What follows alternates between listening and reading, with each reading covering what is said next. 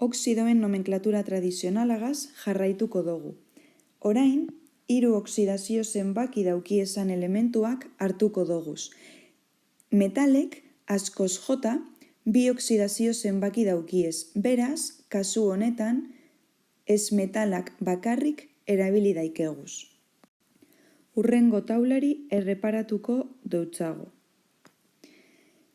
Ez metalak oxidazio zenbakirik txikiena erabiltzen badau, hipo, aurrizkia eta oso atxizkia gehitu behar dotzagu.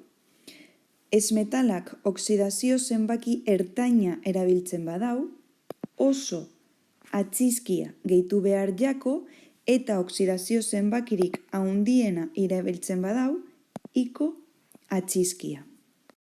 Sufreak eta selenioak baino ez daukiez 3 oxidazio zenbaki.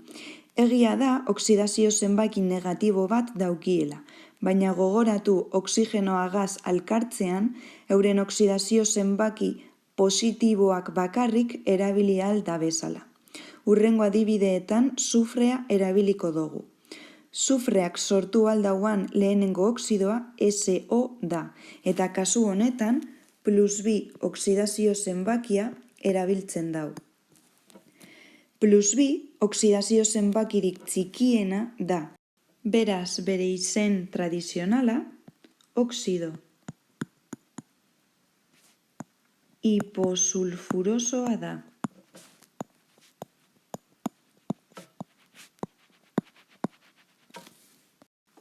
Sufreak oxidazio zenbaki ertaina erabiltzen badau, +4, formula SO2 geratzen da. Beraz, izena tradizionalean oxido sulfurosoa da.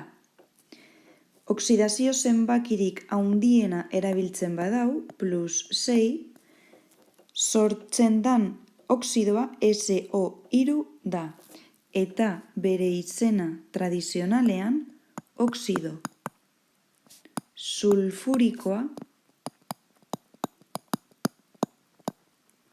da. Izendatzean, hainbat kasutan metalen edo ez metalen izenak aldatu egiten dira. Horretarako begiratu Moodleen dagozan emaitzak salbuespenak ikasi ahal izateko. Azkenengo aukera ikusiko dugu, 4 oxidazio zenbaki dagozanean. Kasu honetan kloroa, jodoa eta bromoa baino ezin dira izan. Euren oxidazio zenbakirik txikiena erabiltzen badabe, hipo aurrizkia eta oso atxizkia gehitu behar jako ez metalari. Hurrengo oxidazio zenbakia erabiltzen badau, oso atxizkia. Hurrengoa erabiltzen badau, iko atxizkia eta oxidazio zenbakirik handiena erabiltzen badau ez metalak, per aurrizkia eta iko atxizkia gehitu behar jako. Adibideak ikusteko, kloroa erabiliko dugu.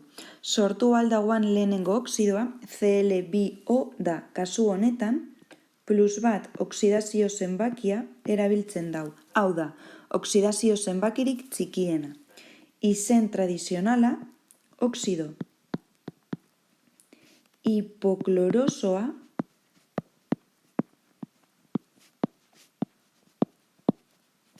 da.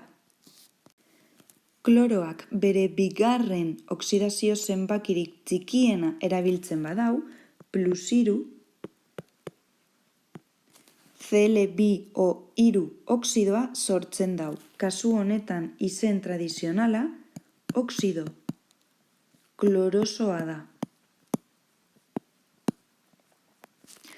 Hurrengo oxidazio zenbakia erabiltzen badau, hau da, handiena ez aurrekoa, +5 kasu honetan, Cl2O5 geratzen da, eta bere izena tradizionalean oxido klorikoa da.